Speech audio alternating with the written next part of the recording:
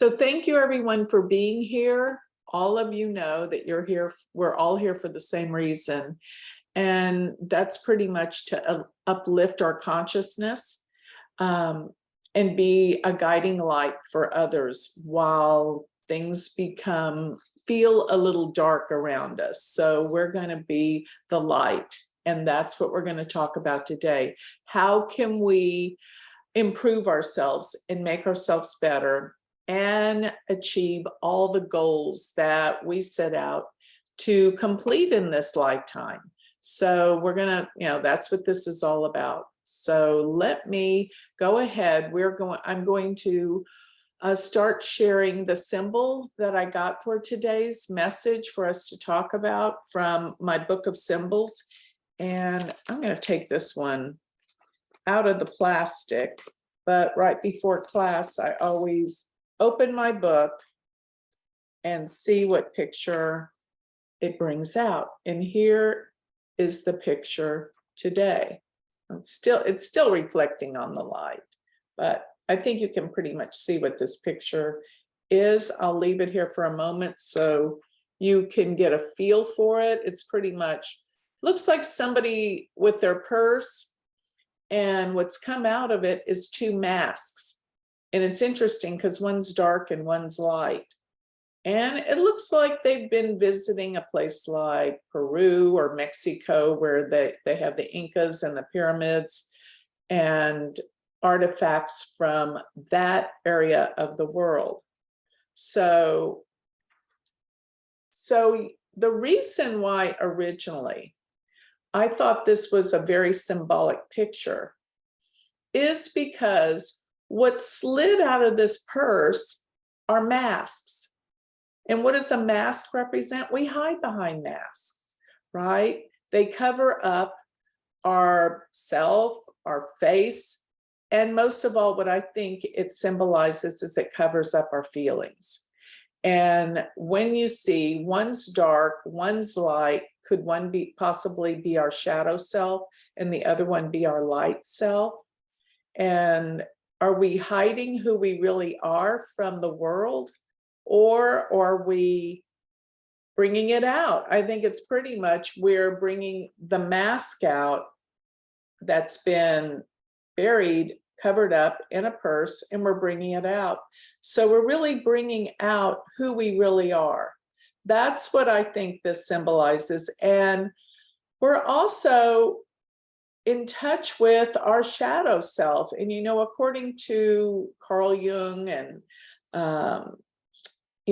all the psychotherapists, they all are in agreement that we all have a shadow self. And it's a part of ourself that we're not too proud of. We don't want the world to know, but we all have it. We're all human. None of us are perfect. And the way that we're going to improve ourselves is working on ourselves and coming to terms with what our shadow self is. What is our shadow self, and what is it we don't like about it? I think it's important that we address these things in order to improve ourselves, because we can't really feel bad or guilty about ourselves having a shadow side, because the shadow side is part of who we are from all of our life's experiences. We pretty much develop this part of ourselves because we're mainly probably trying to protect ourselves as children, as teenagers, and now as adults. But if we take a clear look at what is that shadow side, and none of us like that side of ourselves because it's kind of the positive and the negative. It's like our negative attributes. If we take responsibility and we realize what that part of ourself is, not pretending it's not there like most people do, or ignoring it completely, then we can work on ourselves and heal ourselves. That's my whole issue with the dark and the light and all of that. But we also have the light side. This whole world is set up in terms of a duality. There's good, bad, there's male, female, night, day. There's those opposites. And so if you know your positive qualities, which by the way, you can definitely figure these things out. Just knowing yourself, number one. Number two, astrology helps, but you got to know the parts of you that you're proud of. Expand those more, because what happens was when you expand your positive and who you are in the light, there's not as much room for the dark anymore, because you're coming from a place of positive reinforcement and helping others, being that positive side, the light that you've always wanted to be. And you know what they say, the light always extinguishes the dark. So the more we come from, and the reason why I'm even bringing this up, because there's two masks. One's light colored and one's dark colored. And I think the light color is the positive, or the light, as we say. The dark is our shadow side, that we do need to see what's going on with us. Because let me just say this, if your life isn't going the way you want it, then you're probably coming more from that dark side. And by realizing what the heck it is, then you can eliminate it or work on it. But realize it is a part of you. And if life isn't going exactly the way you want it, trust me, you're not working on eliminating the negativity within yourself.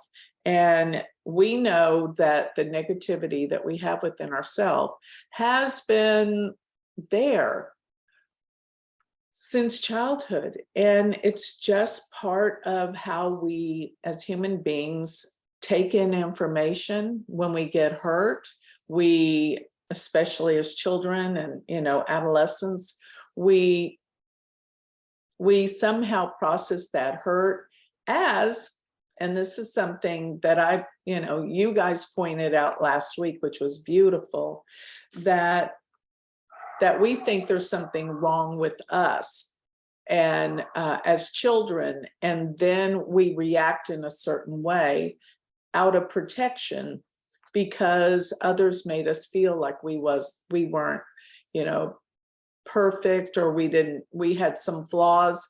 And it hurts when others, especially children children tell the truth, right? Children can be mean because they don't think, how am I going to word this so I don't hurt someone?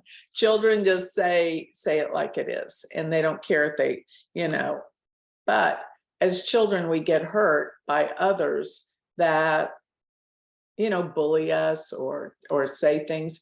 And that becomes a part of our shadow side, I believe, from childhood experiences, the negative things that made us feel bad about ourselves. And once we realize what they are, we can eliminate it. But if you don't know what you're dealing with, and, many times we bury it, we push it down, but going back to the issue of not having the life that you want and you feel you deserve, it's because you're limiting yourself by believing that you're not whole, complete, that you don't have everything that you need. And we all are all in agreement in this world. The divine of God, Chester's, the mailman's here. The divine wants us to be prosperous, happy, not being suffering. That is not part of the spiritual path, that we need to suffer to be spiritual. But somehow it became part of many religious groups and ideas. So I want you guys to stop that nonsense. And so many of us grew up with it, that deep down buried, we still have those beliefs. But going a little further with what I think this picture symbolizes, it is some historical things from the past, because notice it has the pyramids and it has some of the ancient Mayan or artifacts here, which can mean, hey, we have to go deep in our past to really figure out what that shadow side is, what we're hiding from, or hiding from ourselves or others by the masks. So that's what I think we have to go back and really dig deep into what it is that is a part of us that we are preventing from ourselves, this spiritual growth into the light that we all deserve and we will all have, if we see what we need to change. And so I pulled from one of the, even before I pulled the picture, I chose one of the, what is it? It's about 22 different things from Jack Canfield's book on his book, that I took all of these different chapters and what it's all about to really, in the law of attraction, to really achieve it. And it's The Fundamentals of Success by Jack Canfield. And the one that we are to take home from this class today and really practice it for this entire week. And I hope everybody's been doing their homework, because I leave you with the message that we work on all week. Just remind yourself of the message and work with it. And the one that came out that we are to work on this week is commit to constant, never-ending improvement. So what does that mean? That means, how can you improve yourself? Every day, I want you to think about any of the work that you're doing. How can you improve on it and make it better? And most of all, yourself, because, you know, we're always, the reason why all of us are in this class today is we want to improve ourselves. We want to make ourselves better. We're not satisfied with just who we are. And I believe there's always room for improvement. So I want you to really write that down. Commit to constant, never-ending improvement, and ask yourself, how can I improve myself? How can I make myself, my life, better? And you know, if anything, just ask and sit and do some breathing exercises. By the way, I forgot to do the 3 breaths. We'll do those when we close. I'll cut the recording and we'll do those. Maybe there's a reason for that, but remind me, but we're going to do the 3 breaths. Well, we can do it right now, you know, before we go into the astrology, just because, you know, now we have something to think upon when we do our 3 deep, powerful breaths, bringing the light in. But also, when I'm saying about improvement, I want you guys to say, you know what I always say, one of my affirmations, and it's going to sound really corny to you, but it really is my affirmation that I've done on and off throughout my life. And it is the old Beatles song. And I would say to myself all the time, it's getting better every day. It's getting better all the time. That's it. And I would always say that as an affirmation, it's getting better all the time. Because if you say that and you believe it, it will. And that's the law of attraction. So, so I want you, if you think to yourself, commit to constant, never-ending improvement. And you think, what am I to improve? Nothing's coming to me. I don't know what it is. Sit there, say it, do your 3 breaths, and then just blank out your mind and see what comes to you. Okay, so let's do that exercise right now. We're going to do the 3 breaths, and we're going to do this exercise exactly how I want you to be doing it this entire week. Okay. And if you want, you can do the Beatles song too. It's getting better all the time. Okay, so here's what I want you to do. Get ready. We're going to do the 3 deep breaths. And when you're doing it, once again, I want you to visualize the light coming in through your lungs and distributing completely to every cell in your body. And that light is beyond white. It's iridescent. It is beyond color. It is healing ray of light. It is part of the divine, and you are filling your body with nothing but white, iridescent, healing light. Okay. All right. So here we go. I want you to think about this saying while you're breathing in. Commit to constant, never-ending improvement, and breathe in.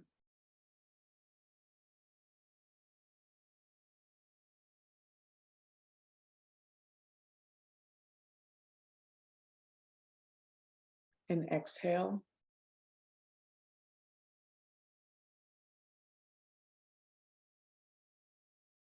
And when you exhale, remember that you are eliminating all of the darkness out of the body as you breathe in the white light, but you exhale any inkling of negativity. So commit to constant, never-ending improvement. Breathe in, bring that in with white light now.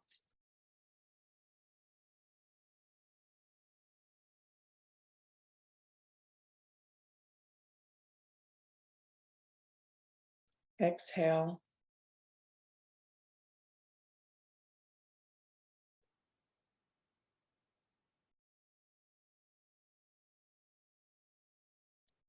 Breathe in the brightest light imaginable. Commit to constant, never-ending improvement.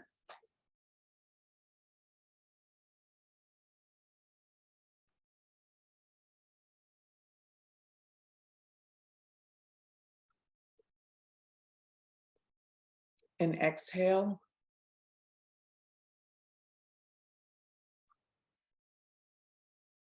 Now I want you to sit here for just a moment and still the mind and see what comes to you about what you can work on this week for improvement. Take it all in. Meditate for just a moment here.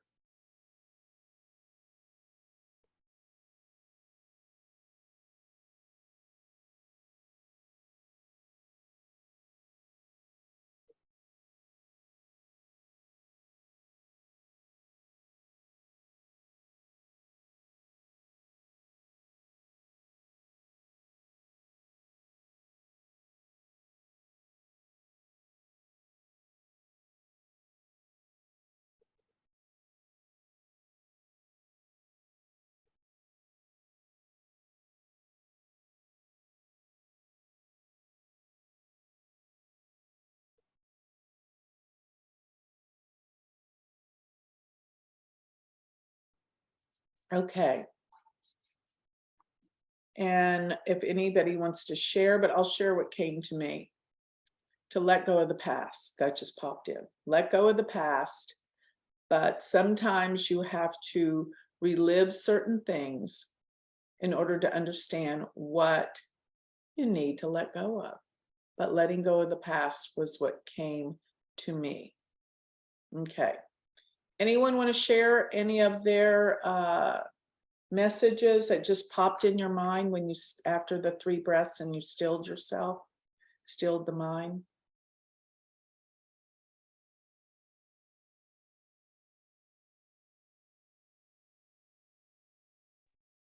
Okay. I will. I'll share. Oh, good, good. Okay. For me, it just popped in my head to find positivity. Good. Only because I'm going through a lot of personal challenges, and it's very easy to focus on them, but I'd really rather not. So not to ignore it, but to see my future instead of my past. Kind of what I got. You Oh, know, interesting. in Yeah. a way, let go of the past. Yeah. See your future and you know, quit looking back. Right. Interesting. Okay. And you know, in this picture, I think it kind of like, you know, there's the old pyramids and the things from the past, and we're kind of bringing it out. We're bringing out the things from our past, such as our old masks, the things we hide behind, in order to see our true self. And that true self takes us into the future, right? It does, and that's a fine new leather purse. Looks like a Fendi.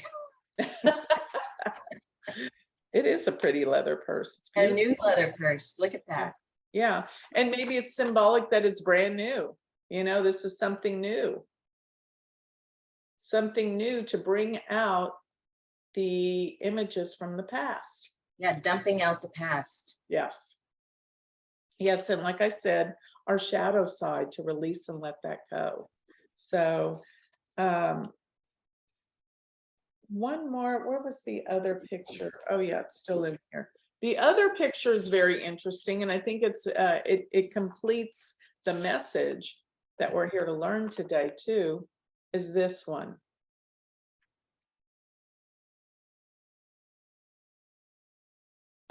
I think Madeline, didn't we look at this one from the book before?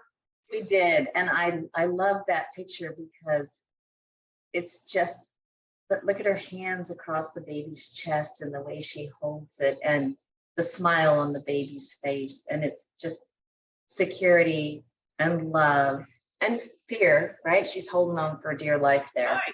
Because what does this represent to me? Security. When we have something like a doll or a teddy bear, it gives us a sense of security. It's something that we love and we hold dear to us, and it gives us that sense of security. But of course, I thought this picture is very symbolic because it deals with, this is different cultures. This little girl doesn't see color of skin. And what is it? Children are so pure and innocent.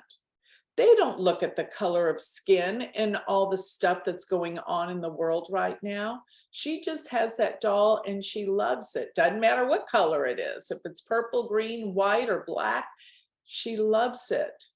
And that's what a child does. The children are so pure and innocent. You know, it's all these stupid adults that breed all of this nonsense about race and color and, you know, what's good or bad. Who determines that? You know, that's what we're taught as children. Children are just, you know, so pure and innocent and beautiful. They believe everything you say, especially at this age, you know, and they just believe what, you know, what they're told, that, you know, adults are their teachers and what they're going to say is right. And unfortunately, some children are not taught the greatest things, but we've got to remember that there is no such thing as all of these you know, cultural, you know, prejudices and all that. That doesn't exist unless humans put that on to all our culture and others. And it starts as children. That's the whole thing I keep thinking about. It starts when we're a child, what we start assuming is right or wrong. And, you know, one thing that I'm always all about is how religions teach us all of this garbage, such as, if you don't believe our way, you're going to hell forever, and you're going to burn in a blazing inferno for the rest of life. Why would you tell a child that? How scary, how terribly scary, instead of teaching a child unconditional love. And that's what God is. And when you love others and care for others equally, that's where we're going to grow spiritually. And that's what we came here to learn. You know, I was talking to a friend this weekend when we were talking about, there's a book that I absolutely think is astounding. It's kind of hard, it's kind of a hard read, but it's called, by Opensky, In Search of the Miraculous. Has anybody ever heard of that book? And really, it's an author, a writer who went to classes, I think it was back in the 70s or something, with a Russian teacher. And this Russian teacher, I forgot what it's called exactly, but really what he taught was the way of the heart. And it wasn't Opensky. That Opensky was the one that was writing the book, In Search of the Miraculous. And And what they say, this is the hardest path to follow for enlightenment. There's different paths to the same goal for enlightenment, but this is supposedly the hardest, and it's the one that I choose for my enlightenment because I'm a householder. And they say it's very easy, to find God and enlightenment if you meditate every day and you're in a cave. But to be in daily life and to be around family members that make us crazy, or a husband or a wife that make us crazy and push all of our buttons, and to still come from the place of love, unconditional love. This is how really the hardest way to grow spiritually, but it is a way, and it's coming from the heart. It's heart energy. So if you guys look up that book, in the book, he talks about this Russian teacher, and this Russian teacher lives a normal life. It's not like he's even, I don't think, vegetarian or, restricts himself from, what he eats or drinks. He's normal, but he remembers to always come from a place of love. And he says, yes, it's the hardest path to follow, but it's certainly the path that I feel like I follow in my life because I'm in the real world. I'm a householder. I have children. I have a husband, and none of us are perfect. But every day we remind ourselves, or at least I try to come from love. And it works for me. I feel like my life is pretty happy. And when it's not happy, it's when I'm not coming from that place of unconditional love. It's true. So that is something that I feel like is worth sharing with you guys. That book, I read it probably maybe 20 years ago. But there's some other really good books that I read around the same And time. Joni, Uh-huh. I'm sorry, this is Janine. There is they make I read the book, and they make a movie out of this. Really? What is it? Yes, it's the same. It's the title, In Search Oh, of the Miracles. And Gaia has that movie, if you are a member of Gaia. yeah, that network, Gaia, or you say it Gaia, but I know what Yes. you're talking about. And And they have that movie there. and it's called In Search of the Miraculous. That's yes. Okay. And what did you think about the book? It's beautiful, beautiful. And also, we have a tendency to think that, giving my love, they don't deserve it, or blah, blah, blah, blah. And it has nothing to do with deserving or not. This is a different domain. And conditional love, there is no deserve or not deserve. It's just unconditional, no condition. Right. It is like there is nothing to do with deserve or whatever. And it's so it's a different vibration. It's a vibration of spraying, whatever. It's a boomerang, whatever you send out come back to you. So you may as well send love, because it's going to come back to you, like that. Absolutely. So yeah. That is so well said. That is what it's all about, whatever we put out there. And if you're talking about deserving or not deserving, that's conditional love. Absolutely. There's conditions put on it. That's right. Yes. Yes. Yeah. So, what's funny, guys? I didn't know I was going to be talking about this book today.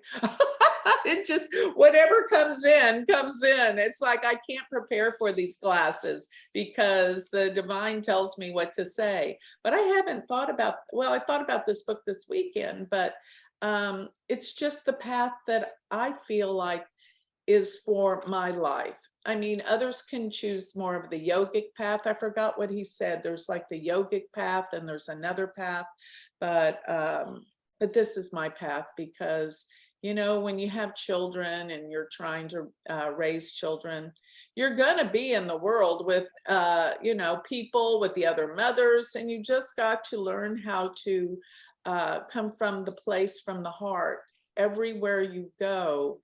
And the more you do, the easier it gets. Because at first you're like, well, how can I do that? You know, that this person, like you say, Janine, doesn't deserve me to be acting like this and all that stuff. But that's where we have to learn to overcome, you know, the way we were taught. And that, you know, and looking at our symbols today, it's the things we were taught growing up that really shape how we view the world. But it doesn't have to be that way, because we had adults that had agendas and had all sorts of prejudices and conditions put on everything that raised us and taught us. But Yeah. we have to be different. We Yeah. have to be the light that changes this world and you know, breaks the chain of the line of events and things that we've gone through throughout our life. And now's the time, because really now we can look at the astrology, because really the astrology lines up with everything, always with the symbols, what we're here to learn this week, next week, because now the planetary energy is really intense for transformational change within all of us. We all came here to be on the planet at this time because things are changing very, very quickly, that we feel the energy. We know the truths are coming out. So let me share the screen and we'll go right to, let me get all the stuff out of here. Okay, let's share.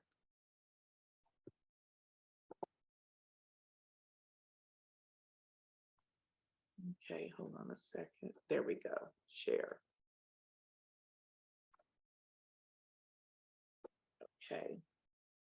All right. So here is today, August 16th, 2022. And we started this class at 12 noon. And remember, for the past, you know, month or so, we had Virgo rising at 12 noon. Remember how I said, you know, it's the ascendant is constantly moving. And, you know, you guys don't need to know astrology. Don't worry, I'm going to interpret all this, but looking at this, now we're looking at the ascendant for the next month or so. We'll be in Libra at 12 noon.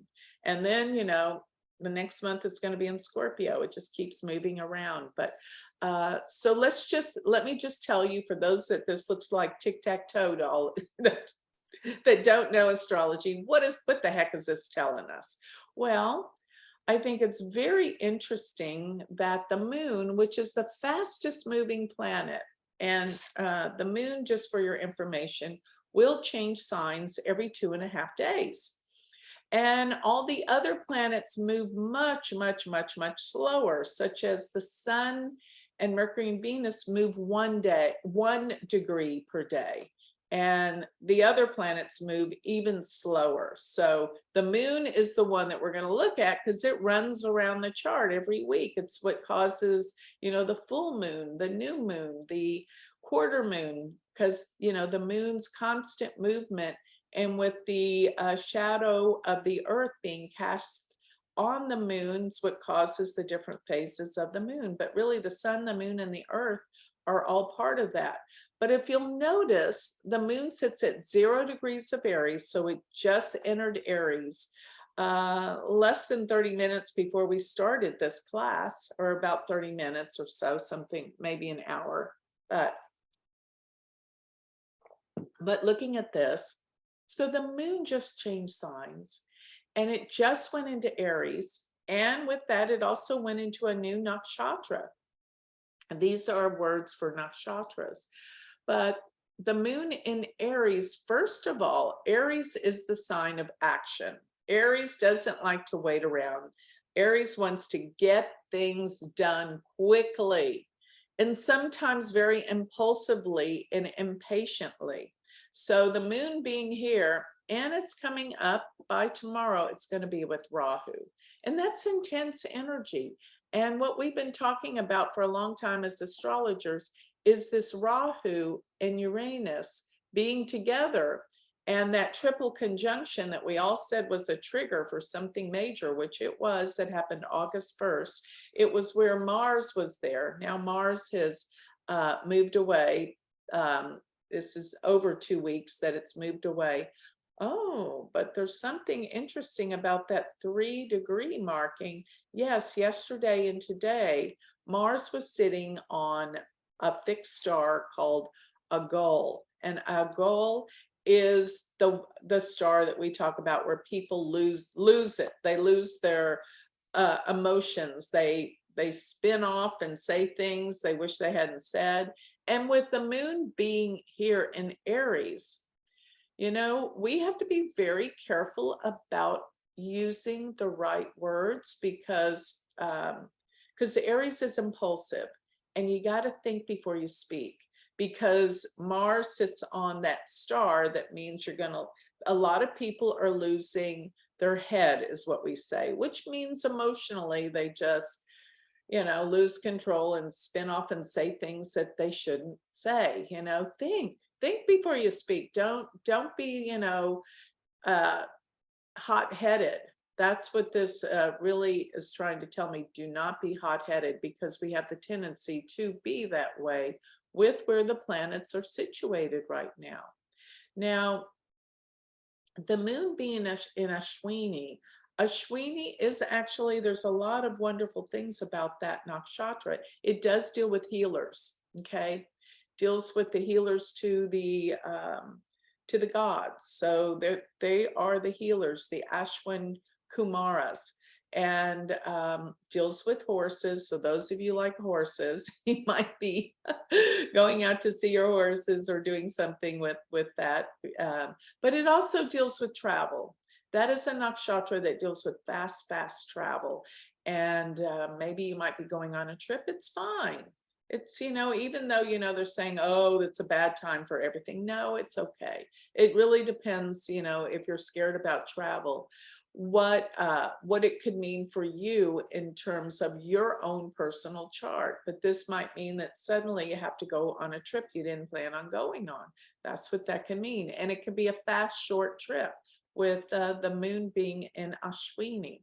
Now, but Rahu and Uranus together in Aries, to me, means a spiritual awakening for the world. That's why I say right now we have the opportunity for spiritual growth more than ever.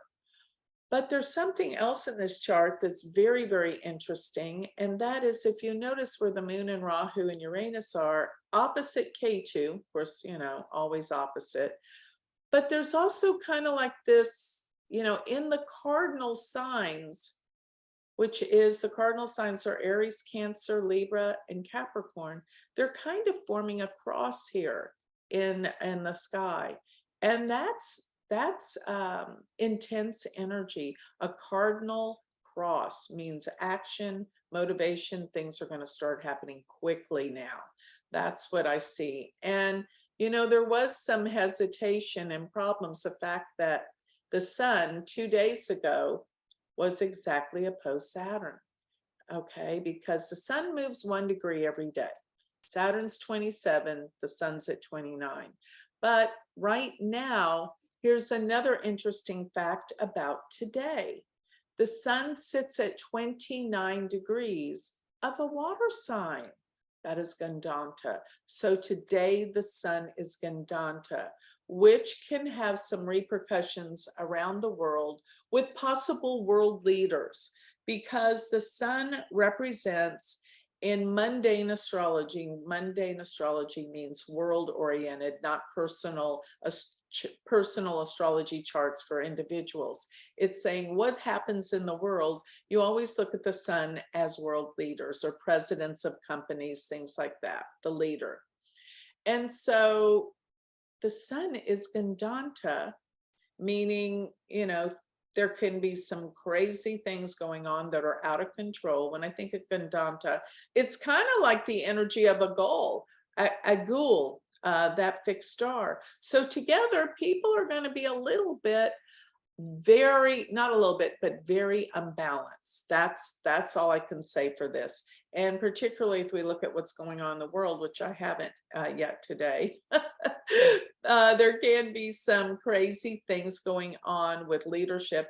And you know, we are in the Kali Yuga. For those of you that don't know what the Kali Yuga is, now some people say we're just out of it. Some people say we're still in it. One way or another, we're on the cusp of it. And even if we just came up out of it, it is the darkest time in humanity. So what I'm trying to say is humankind is not that evolved spiritually yet, being in this dark place. And that's why it's very important that we come from our truths and our deepest heart energy to be the best we can be to help humanity change. Because you have to know, when you work on yourself and you grow, you are having an effect on humanity. Why? Because we're all connected. And that vibrational frequency is going to have an effect, whether you know it or not, on everyone. So that's why it is so important to work on ourselves. Now, but this is interesting. Now, Venus is getting to the point where it's combusts the sun, but tomorrow when the sun moves into Leo, which it will tomorrow,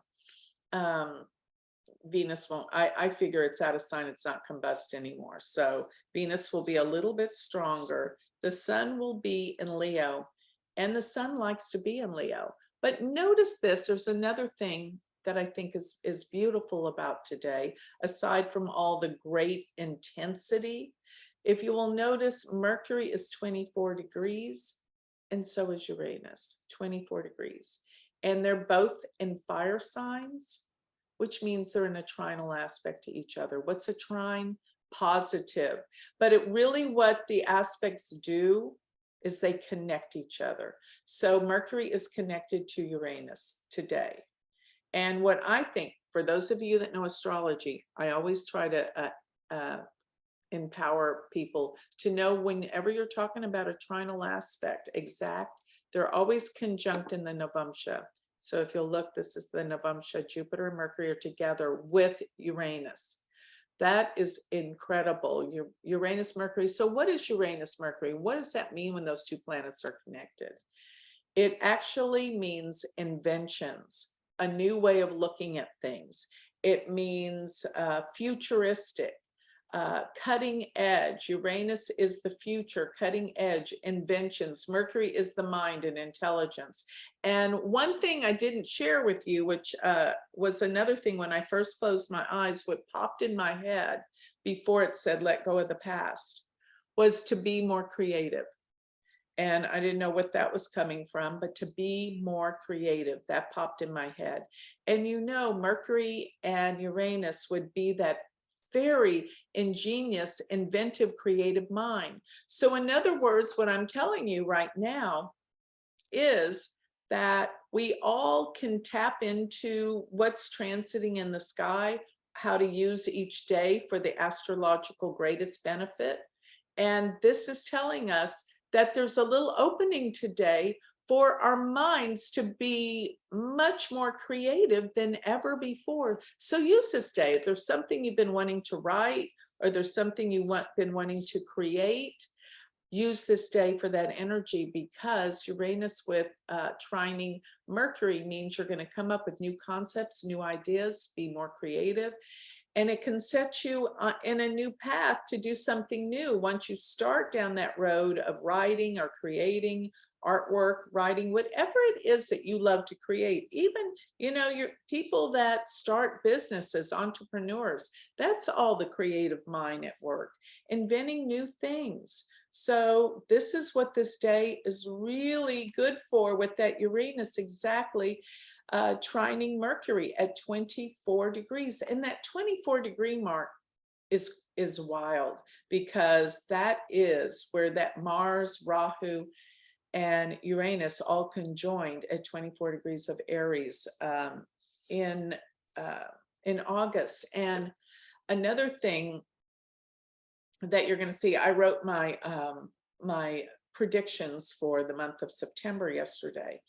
And I find that September is really going to be an interesting month and very useful for our spirituality and development, because Well, Mercury's going to be retrograde most of the month, but it's going to be 3 times it's going to oppose Jupiter, 3 times in the month of September.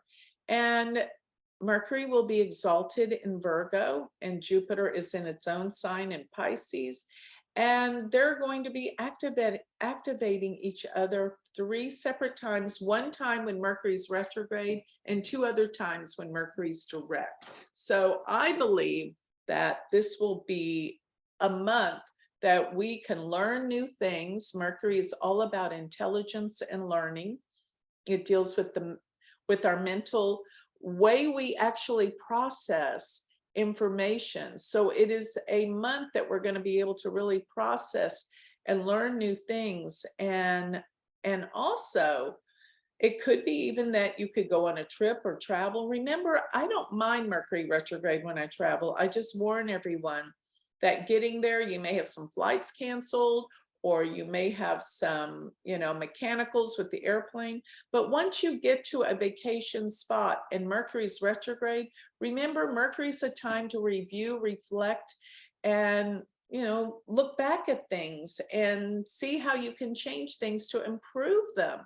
And that's exactly what I do and we should be doing on vacation. You get away from your everyday world that you're pushing and shoving to make things happen, and you reflect back and you relax. So Mercury retrograde, once you get to your destination, is beautiful. And Mercury's about travel, so you get somewhere and you just sit, you relax and reflect and review. And by the time you come back from your vacation, you know exactly some of the things you're going to do, but you're refreshed because you haven't been working and doing the same thing over and over and over again. We all need getaways and vacations because it actually makes us better at what we do when we return to it, because then we're excited to get back to work. We all need those breaks. So anyway, that's I just want to tell everybody what's coming up in September. But and there's some other things. So, but aside from all of that. Can I ask a quick question, Joni? My great niece is being born like right now in the next hour or two. Really? They're in contractions. And so she was induced last night. We've been waiting. So is this, she's in Los Angeles, but is this chart basically what her birth chart will be? Yeah. Even though, I don't know if her rising sign is going to change because she's in LA. How does that work? All the planets will be where they are, except for the ascendant. So depending on what time she's born, and we don't know that, her ascendant will be different. And all these planets, just like this, maybe the moon might be 1 degree by the time she's born. But basically, absolutely for sure, she's born anytime today, she's got a moon in Aries. Okay. And boy, is she going to be something else. She is going to be personality plus, over the top, because she's got moon with Rahu and Uranus. She's going to be personality plus. She's going to be over the top, very, very interesting. And, everything I just described. She's got Mercury. Mercury's going to be in trine to Uranus. Because Mercury and Uranus Mercury's going to be 24 degrees the whole day. She's going to have that. She's going to be brilliant, genius. But it depends on what houses it's in. And just so that you know, the ascendant changes signs every 2 hours, okay, from beginning to end. And therefore, the ascendant, there's 12 signs to the zodiac, right? So if you consider if the ascendant changes every 2 hours, then that gives you the whole 24-hour day, okay? Yeah. But basically, the only planet that will be a different degree will be the moon by the time she's born. Okay. But in Aries. Yep. It's got to be in Aries, because the moon's in Aries for the next 2.5 days. Yeah. Mm-hmm. And it will be in Ashwini, so she'll probably be an animal lover. Yeah. Interesting. Oh, yeah. Interesting. Mm-hmm. So this is what I'm seeing here for the week. And, you know, for the astrology, I love the Mercury trine Uranus. The moon Rahu in Aries is very, very intense. Mars being in Taurus on that star, she's going to be, you know, something else. This little girl will be, she will not be inhibited or shy by any means. Which is great. Everyone's born into what they're supposed to be born into, you know? And the way that we should all be looking at astrology is what are the attributes? What are their best qualities? Get people to focus in on that and be it. Because we all have different gifts and abilities, and the chart will reveal that. Okay. But yeah, so tomorrow's going to be more intense because the moon's going to be moving up and crossing over Rahu and Uranus, and the stock market usually goes up when the moon gets close to Rahu. So for those of you that care about that, usually, you know, I'd say I'm right 75% of the time. Okay. So anyway, now I would love for all of you to share your feelings about the astrology, or most of all, the pictures that we brought up, and I love what Janine, that she told us about that movie I can't wait to see, about In Search of the Miraculous. That's like, it's an amazing book and work. And it's the path that I like to choose, because I'm not perfect. I'm not going to be, you know, I like living life and being in the world, but coming from the place of the heart energy is, you know, my thing. Okay. Everybody's got a different thing. We're all different. And you know what? We need to stay away from judging other people. Just be who we are and realize that other people are who they are. We're not going to change them. But we do have ability to work on ourselves. We're the only people we can change. If we don't like something about ourselves, by all means, change it. And always remember, commit to constant, never-ending improvement. And you know what that means? Your life is going to just get better and better and better and better with this affirmation. And I like to actually keep these sayings that I give you guys each week as an affirmation. Use it all the time, every day, and you'll see it really does start to take effect. So, okay. It's Can I time ask for a you guys question, to Joni? share. Yes. I don't have a choice. I have to do this because it's driving me crazy. I did book with you, so I'm on your books. I'm super excited about that. My dashas, I've been in Rahu. I'm halfway through, and today it goes into K2. So you're in Rahu K2. Yes. Okay. Rahu K2, they're always opposed to each other. Exactly. And of course, I don't know what houses they're in. They're going to really bring out what Third and ninth. Third and ninth. Learning and siblings. Do you have any siblings? Mm-hmm. Okay. You're going to be dealing with them a lot. Siblings and travel, but most of all, learning. You can't get enough of it. And when you have that oppositional aspect, it's always about relationships. So I don't know if it's like your things are going to come up for you to work on and improve with your husband, or, you know, with other people in your life, probably siblings, but there's something about always relationships, because Rahu K2 are always exactly opposite. But don't forget, going into K2 subcycle, it's about spirituality too. And you can, you know, it's going to be a lot about you being much more involved in your spiritual work and what you want to accomplish and what you want to learn, because they are in the 3 and 9, ninth house of spirituality. And I'm here. Yeah, exactly. And it's also about higher learning and travel. And the third house is about learning too. So that's what I think you're really going to be. And that dasha usually takes a year. Right. So, In 3 days. yeah. a year and 3 days. So that's, perfect. Yeah, it really depends. People like think, oh, Rahu Ketu, that's bad. It really depends on what houses they're in and what other planets are with it. All, everything. It's not just, oh my God, that's bad or good. It depends. Yeah, Thank you. sure. All right. So anyone want to share anything that came up during this class and how you can help us better understand what we've been talking about? Joni, a lot of the things that you were talking about was Ketu related. Did you notice that? No, Earlier before the chart, it was enlightenment, it was moksha, right? Letting go of ego. And then you open the chart and yeah, Rahu is dark and Ketu's light.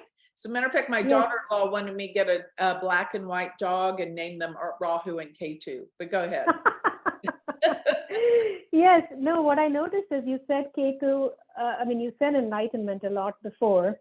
And even one of the pictures when we discussed, we talked about that. Then you open the chart and Ketu is right there on the ascendant. Right. And not to mention moon is in Ashwini, which is again ruled by Ketu. And the dasha, if you noticed, is again Ketu. So I thought that was really interesting, that kind of a common thread that was running through the whole thing of letting go and not getting too hung up on the material world and what it's, I'm learning this myself the past 2 days. So many changes have happened. And it's hard because as humans, we are trained to constantly cling on to something, right? It's either family or children or spouse or work. Some people say my work defines me, which makes sense because if you have a lot of planets in the 10th house, right? Mhm. But letting go is the hardest thing, right? When changes happen, that's not the way you have planned it. I believe that's Ketu, because when it goes against your plan, in India, growing up, I heard a lot of people say, man proposes, God disposes. That's what I heard a lot. Whenever something happened, my dad would say, it's okay, man proposes, God disposes. But I feel like that's still got a negative ring to it because it's like, no, you can't do this. God's going to take it away, right? Or like we talk about Saturn, right? But now recently I've started thinking more of it as rejection is God's protection. Mhm. Because when you go to a place where you're not meant to be and you get a rejection from there, we usually get depressed, right? And I see this with my daughter a lot because she's grown up and she's doing ballet and she tries to audition for these various shows, and it's hard to get into those shows. So she gets rejected a lot. And I always tell her, maybe you're not meant to be in that show. Maybe you're not ready for it. It's God's protection. And that I feel is very symbolic of Ketu and the discussion that you had today earlier on with the Ketu and the enlightenment. And to me, enlightenment is the ability to let go of what we think we need because we may not be really aware of what we really need. If that makes sense. Totally. We feel that we need it. We feel we need it. We feel it's the right thing for us at this time, but somebody above knows that he's not ready for it right now. So let's delay it a little bit, But that's what I tell myself whenever these things happen, like at my work or anywhere. Rejection is God's protection. So wait till it's the right time. So I just wanted to add that in there because I saw so much Ketu in that chart when you opened it up. You're right. Good point. It's so interesting the way we pull up the charts and the charts kind of work together with the symbols. And, there's a divine plan of teaching us what we need to get out of this class and live for a week. It's amazing, Yes. isn't it? And you're so right. It's And like, you weren't even thinking about that before you opened the chart. You were talking about, and Janine talked about, enlightenment. And here Marcy's talking about Rahu, Ketu. And, it's just amazing how in this 1 hour, we are all kind of strung along the same string of pearls, right? The same thing is going through all our minds. It's amazing the way that works. yeah, thank you. That really, really added a lot to what we need to know for this week and what the symbols are all about. I agree. Perfect. Thank you, Tree. Anyone else? Hi, I just wanted to say that the newsletter and talking about Mars transiting a goal has been very relevant, especially today. Not necessarily me losing my head, hopefully not yet, or like other people doing it to me, but just like I went to the hairdresser, I was talking to my cousin, and they're all telling me how somebody else has gone off on them, or they have had a moment, and I was like, okay, well, this is just time for you to give yourself love, and there's a really hard transit, like take a step back, don't.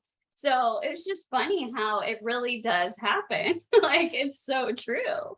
It is. So yeah, definitely. Well, I gotta go to the hairdresser today later. So I hope I don't have anything like that. Oh no, he didn't go off on me. He was telling me how somebody went off on him in a text message and just showed it to me. I was like, okay, well, maybe this is a sign with the universe that you're not supposed to be talking to this person anymore. Yeah, well, you're right. Good. And Yeah. yeah, I mean, all of this astrology, when you pay attention, it plays out. It's incredible, isn't it? Yes, it is. And then the other thing, I don't know if anybody else is relating. I'm having some really just some crazy dreams. Like I'm so lucky that I thought to buy a couple weeks ago a dream book just to have like what are these symbols, but every day it's like a new really crazy dream. Yeah, I have two. I have two. You're right, Tori. I have had some crazy dreams too. Except for right now, I'm trying to think of them. I forgot them. Isn't that crazy how, oh, I know. Yes. One woke me up yesterday. You know how those dreams are when they wake you up, you'll never, there has to be something relevant in it. And it was about somebody. And I wonder if they're sick, that kind of thing. So thank you. That is really true. Crazy dreams. Anybody else want to share anything about this? Yeah, Jupiter, Neptune, and the 12th from the moon, right, Joni? That's, Yeah. I've been having crazy dreams too, especially last night. Yeah. Yeah. Especially. I did some Googling when you pulled that picture of the Inca, and I thought this was interesting that the Incas resisted their conquerors, and it took 4 decades for them to resist. And what took them out was an epidemic, a smallpox, influenza, and it took out a huge population, part of the population in Spain. And then, the correlation of last week and the stones with all these people that almost were doing some kind of ceremony. And my son's in Spain doing that Camino Santiago pilgrimage walk, which he's almost finished with. So all this, like you said, the synergy is like so connected. And last week when I got off with you, I went and turned on the television, and I never watch the History Channel very often, but it brought up the things about the Knights Templar. And it happened to be that the Knights, and you had talked about the Illuminati, you kind of bring up these things about the powers, we see these 2 faces, these masks that are coming off. We know they're there. We know what's behind this, but we don't really get to see it for what it is, what's controlling us in government and the world, really. And it went in and started talking about how the Knights Templars turned into the Order of Christ, which was out of Spain. And I'm just like, my mind was blown. I was just like, they even had imagery that looked like these people had these same robes on, like that you had in your picture. And I was looking at Dan, I'm like, oh my God, this is creeping me out. Like, just, and then let's see, the other thing was the purple doll. So I looked up that while you were doing that. I was just kind of like curious about what is the literal, imagery meaning here. And a purple doll symbolizes healing both spiritually and physically, and it's used to resist black magic. So, and if someone was like under like a voodoo spell or something, I guess it's, I didn't go too into it, but it's used to protect you from bad mojo. So just that correlation, if you guys have any interest in Googling that, like I did, it's kind of an interesting kind of thing to go down, because that History Channel, when they talked about the Knights Templar, leading to the Illuminati, okay, like the unseen control that we're under. They had mentioned in that documentary on the History Channel that Ronald Reagan, and there was another president, I believe, that was that they still in California, in the forests of California, get together and do ceremonies in the forest here. And I was just like, well, I couldn't believe it. Like, it was so coincidental. So I had to share that just to kind of add it to what you've done, because it's such, I think all of us are trying to like stay on track. And I want to say thank you to you guys too, because I actually went and had some blood work done, and I'm having issues with my liver, which was completely unknown. And so it's really thrown me into what's most important, right? Make that commitment to a better diet. Stop ingesting the shit that's making you not well. Well, I didn't know I was unwell, right? Thought I was going through menopause, So, so I love that side, and it all comes together like Sheree was saying, that we're all just so linked and connected to that same piece, and we're all curious about what's behind the mask. What's going on? What's this mystery that they won't really why can't we all just understand what they're doing, besides manipulating us and so forth? So anyway, just wanted to add that. I think that's a great thought that you mentioned, that actually those masks coming out of the purse means they're not hidden anymore. So it means the masks are coming off. Right. And whatever's going to be revealed, uncovered, that's what that definitely can symbolize. And, when I was writing my predictions for September, I feel like, Mercury being the planet of the mind and the intellect and intelligence, and getting aspected by Jupiter, plus when it's retrograde, we're going to go back and we're going to uncover things from the past, I think, with Mercury retrograde and with Jupiter's aspect, that it's going to aspect Jupiter these 3 times. So there's going to be 3 different instances where things are going to become, I want to say now, unmasked. Okay. I hope so. And not only that in the world, though, but for ourselves individually. I want you guys to think about it, because it's kind of fun to listen to all these crazy things going on in the world, but really and truly we have no control over it. But what do we really have control over? Ourselves. And that's what we need to be working on. But I'm with you, Michelle. I like to follow some of this stuff sometimes just because it's entertaining. It really is. I mean, some of this political junk is so freaking entertaining because you just can't believe it. It's just like this is better than any movie. What do they always say? Truth is better than fiction. When you look at what goes on in the world, and I could tell you guys stories about clients, but of course I can't, but clients and life and experience, that there is no fiction that matches up to what really happens in this world. This world is, and sometimes I know this, probably I shouldn't be saying all this, but sometimes it just is entertainment. Because you can't get all upset over it. Why? Because we can't do anything about it, but we can do stuff about ourselves. So every time I see something, I think, oh, this must be talking about the political world and what's going to be happening worldwide with leaders and all that's coming down right now. But it also applies to me. What is going on? What does that mean for me and my individual life? What am I going to uncover from my past that needs to be changed? To see clearly, and how am I going to change that to make my life better? So like I say, let's always and I have my daughter-in-law is all worried about so many things lately, and I said, you know what, you have no control over any of that. Stop it and start thinking about the things you have control over. And it's just a waste of emotion, energy, and time to worry about the things that we have no control over. Okay, so that's my just real quick, getting back to a goal, is Rahu, say if someone had Rahu at 3 degrees in their chart, Is that a goal? Is it 3 degrees Taurus? Uh-huh. Yes. Great. Yeah, it's actually between 1 to 3 degrees. Yeah, it's in my chart. Yeah. Yep. Yay. I know.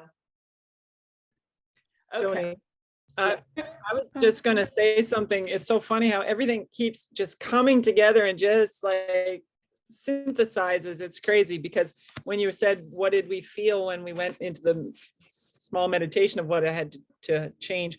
And I said, let go of jumping into complaints about the government. And then you said about I'm like, it's true. And I always think that, oh, it's just me, I wish everybody else would do like what I do. No, I think now I have to look at, no, it's only you. You Yeah. have to change what you think is right and forget about if everybody comes along with you or not. It's not about them, it's about you. And then when you were talking about how commit to constant improvement, in my head, I did it. And the word that popped out was the word commit. It wasn't even the word improvement or anything. It was like, oh, it's true. It's the commitment we need to make because everybody wants to improve, but sometimes they don't want to do the commitment part. And I thought that the universe was just highlighting the commitment part. It's like, don't forget about the commitment. It's not about what you want to improve. It's about the fact that whatever it is you want to improve, you have to commit to it. So it's like, okay, I got that little lesson. And then the other thing, last night I was reading your book, the Rahu Ketu book, and you were talking about how where we're going and where we came from, and then the childhood traumas and all the kids who are mean to each other, and it's too bad. But I'm thinking maybe the universe is going, well, we made those kids say bad things to you so that you would learn what you needed to heal from. And it's kind of bad, but it's good in the way, because as Shri said,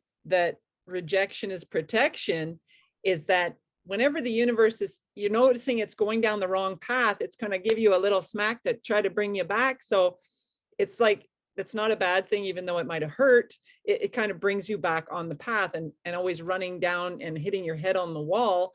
It's kind of like the universe going, I'm closing that door, dummy, so that I can show you the window that's open. So go that way. And like I say, be a good cow, follow the path of least resistance into the field with the nice grass and the good water and everything. So I always say that. And then yesterday I was with one of my clients who was, I do therapy. I do hands-on therapy, Right. but I decided to do her chart, and I had 15 minutes and I did her chart, and something came out, and we spent the entire hour doing astrology. And she said that was probably the better part of the therapy, because I told her a bunch of stuff that I thought she needed to do. And it was fine. She finally realized that when she got on the path, or the idea of going down the right path, things were falling onto her, were coming easy, versus if we decide to go down a path we think is the right one and everything is tough, it's kind of like the universe going, because I'm trying to get you back on the good path. Yeah. So rejection is protection. I'm trying to help you out. So that I thought was pretty funny, that everything was coming together, and that suffering, we shouldn't suffer, and we shouldn't, we should go for the happiness, and the universe wants us to be happy. The universe says, yeah, I want you to be happy, but I need you to listen to me and do the work and get over onto the other path, instead of complaining that you're suffering, but you're going down the wrong direction anyways. It wouldn't be a benevolent universe if it just let you go down the wrong path, if it knew that your right path, which I think our individual charts tell us what our right path is. We just have to have the guts to listen to it and to do it, instead of going, oh, but my ego won't let me because, I can't quit that shitty job that I have and go off and raise horses because I love that, but who's going to pay the bills? And the universe goes, I don't care about that. Just do what you got to do, So that was fun to have this little experience. I love it. Everything you said, Joan, I agree with 110%. I mean, that was so great. I love the way you emphasized in your mind the word commit. Yes, I didn't even think about that. I was focusing on the word improvement. Yeah, it popped into my head. It was like, dummy, the word is commit. It's not the word improvement. And it shocked me, because I was like, oh my gosh, that's so funny how it was talking to me. Because I was like, it was the word commit was in bold and the other stuff was in small. I'm like, what does that mean? And I thought, duh. So I figured I had to share that. I love that. And you know, another thing you said that I think is so meaningful, it made me think of something I've shared with you guys before, which is so weird. One time when I was about, I guess I was about 4 years old or something, or maybe 3. I was in the back of my dad's station wagon. Back then we didn't have seat belts. And I was like, every time he'd turn, I'd roll from one side to the other. And this whole thing came into my mind saying, life is nothing but a play. Everyone's acting out things around you so that you learn about who you are, just like what you said. And it was like, I thought that's really crazy. You mean none of this is real? It's all a big play for me to kind of, and I'm the center of the stage. I thought people think I'm crazy if I ever told them that. But yeah, that's exactly what you said. It made me think about that.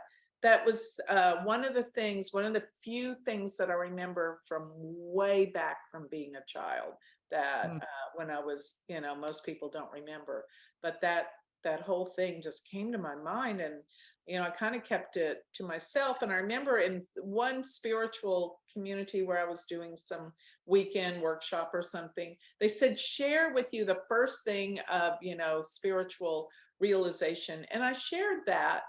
And nobody really thought anything of it. And all these other people started sharing all these, you know, things that happened in their adulthood, but I mean, spectacular things.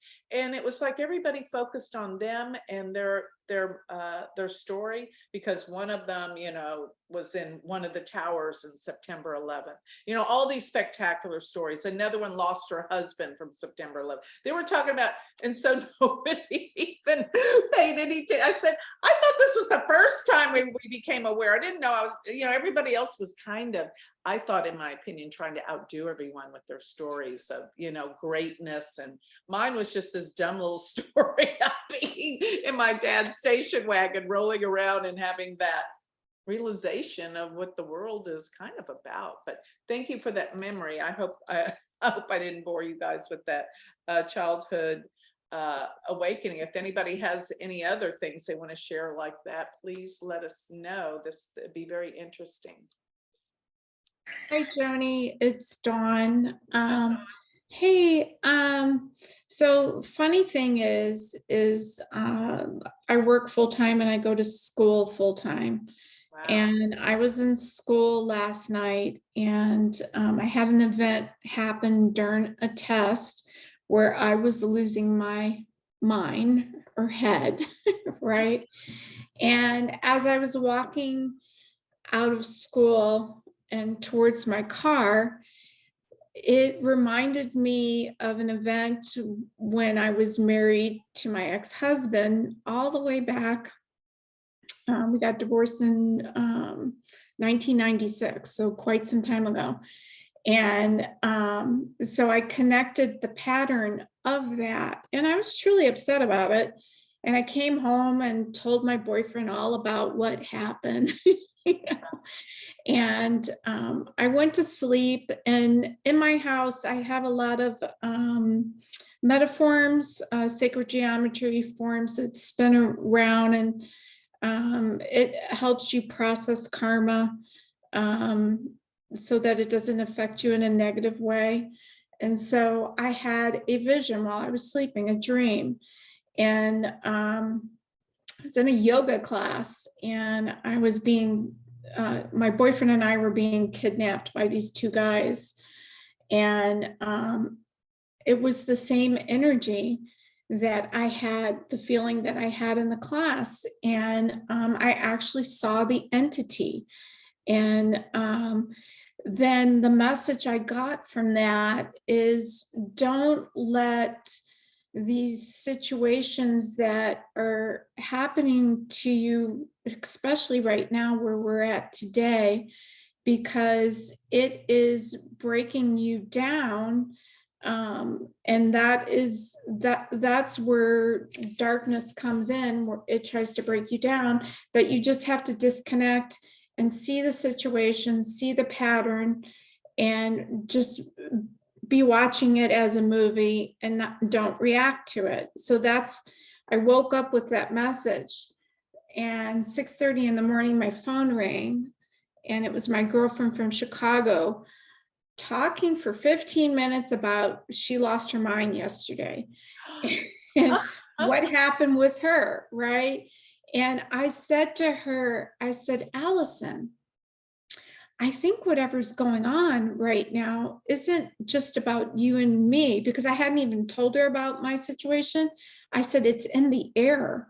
It's happening all over the globe. I go, because I got a vision to disconnect from situations like this morning, and I saw the entity and how it showed me how much power it had. And if I disconnect and removed myself from the situation, it wouldn't affect me because it doesn't benefit me.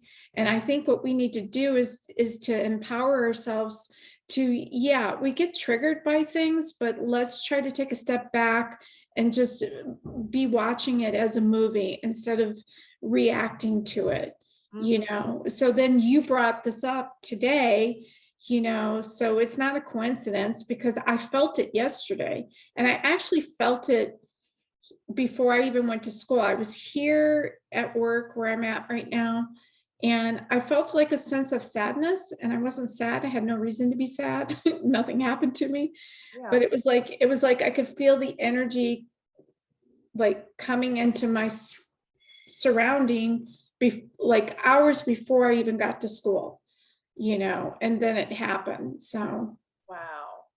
That is so interesting and so validating to everything we're talking about. Thank you for that. That's incredible. And I think that's true what you said, to not react to all of this. It's a movie, and I'm so glad. And you know, sometimes we do feel a sense of loss when we let go of the negative, because we're so attached to the negative sometimes. But we shouldn't let that sense of loss affect us, because it's really a beautiful thing. It's a, you know, we think it's the worst thing that's happening, letting go of something, right? And it's the best thing that's happening. But that's like this, I think from all of this, Dawn, you're transformed from it. Yeah, so you won't be feeling sadness for long. You're going to start feeling joyfulness from all this, because you've let something go that's been bringing you down. That's how I see it. Do you feel that's right? yes, totally. Like after getting the vision when I went to sleep, it gave me a sense of freedom. Yeah, good. Wonderful. Thank you for sharing that. Okay.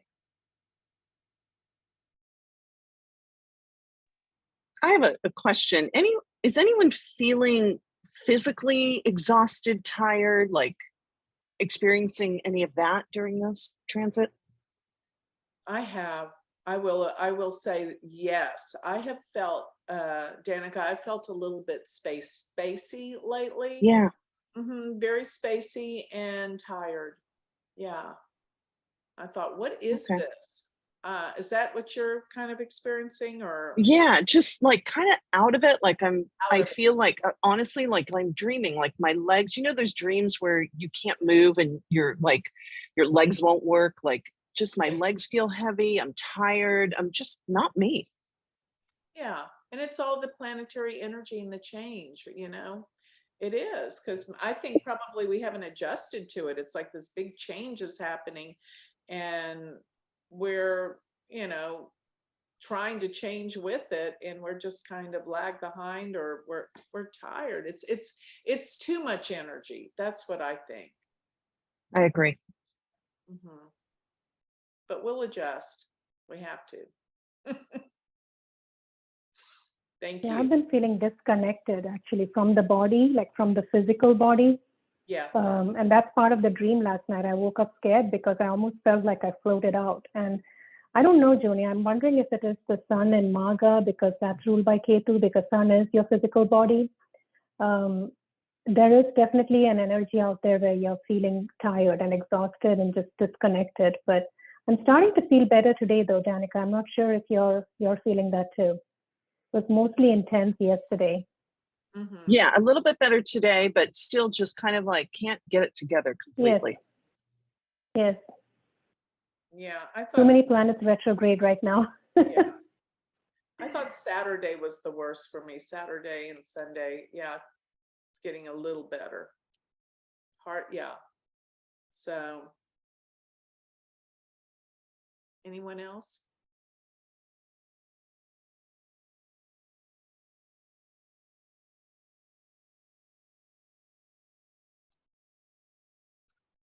Now the comments kind of stop when it's about time to stop. So, yeah. So you're sure that even though Rahu isn't a planet, it's still a goal? Yeah. Yeah. Well, it's like it's more it's a shadowy thing. So maybe it's like maybe what this is about is kind of hidden from you. But through realizing it, do a little breathing meditation and ask, what am I supposed to learn from this placement in my chart? And whatever pops in your head when you still the mind will give you the information you need. Because, all of us have things in our chart that we have to heal, all of us. And we just got to know what it is and work on it. And that's what makes our life constantly never ending improvement. It's true. And don't focus so much on that, Marcy. Focus on the good things in your chart. I promise you, I know. I know you got them. Yeah. Okay. And my sun, moon, and Mars is in the 8th house, Aries. I'm okay. Yeah. You're good at research and metaphysics and all that. So. Yeah. Well, and there's just so much in there. So it's, yeah. But I was curious about the Rahu part because it wasn't an actual planet. So yeah. I appreciate that. Thank you. You're welcome. Makes me more interesting. Yeah. Promise not to lose my head. There's always a positive along with the negative to everything. And we just got to focus in on the positive and live that life and not be focused on the negative. And that's how we're going to, improve ourselves in this life. Okay. All right. Are we good with today's class? You all got some homework. You got to do your little meditations and your affirmations. And who knows what in the world we're going to be taught next week, but we're open to the divine giving us the information we need every week, right? And never prepare, Joni, for these talks, because when it comes naturally from you, it's the best. I know. We talked about that. So Shri, do you want to say anything about the person that's going to be talking to us at the end of the month? Because you were the one that found them and you were interested, really briefly. Well, Diane Pack, I was actually looking for Michael Newton. I don't know if anybody has heard about him. He's written a lot of past life regression books. And then he kind of moved on to spiritual books because of what he learned from past life regression with his patients, Life Between Lives and all of those books. And that's when we reached out to the Newton Institute, but I didn't realize that he had passed on. And Diane is who has taken over from him.